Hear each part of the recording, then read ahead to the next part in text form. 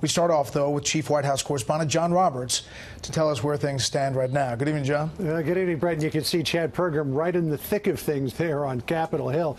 As the conferees try to hash out a deal by Friday, President Trump is keeping up the political pressure on them to give him border security and a wall. The president will be in El Paso, Texas tonight for a big campaign-style rally, and earlier today at the White House, an afternoon meeting with law enforcement officers. Thank you very much.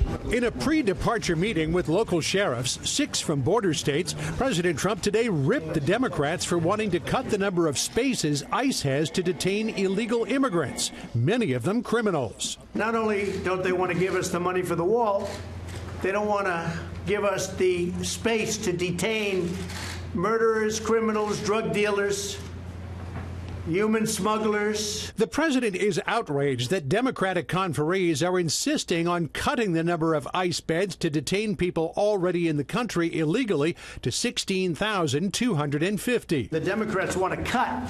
You think of it. They want to cut ICE.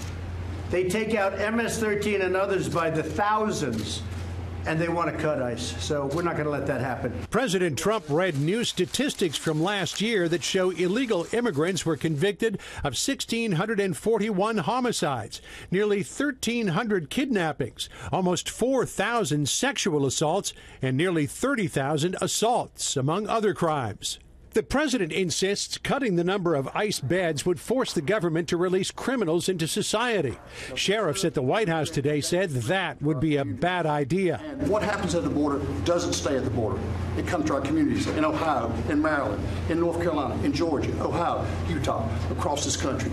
But Democrats say it would force the administration to focus on detaining and deporting criminals and not people who are simply in the country illegally. We're talking about beds sufficient not to deal with criminals, which is what the case is now, but dealing with people who are working, paying taxes in our community. As the president heads to a political rally in El Paso, a war of words with El Paso's mayor, who took issue with the president's State of the Union claim last week. Considered one of our nation's most dangerous cities.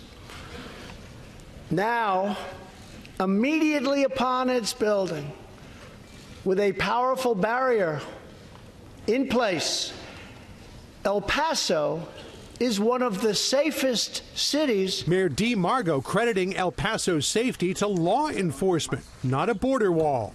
It's part of the process for border security, but it's not the total panacea. And President Trump found himself at odds with leaders in another state. California's Governor Gavin Newsom saying today that he is going to pull back the bulk of his National Guard troops from the border, saying he is not going to allow them to participate in what he called political theater. And just before he left the White House this afternoon, President Trump was asked if there would be another shutdown. His answer, that's up to the Democrats. Brett? John Roberts live on the North Lawn. John, thanks.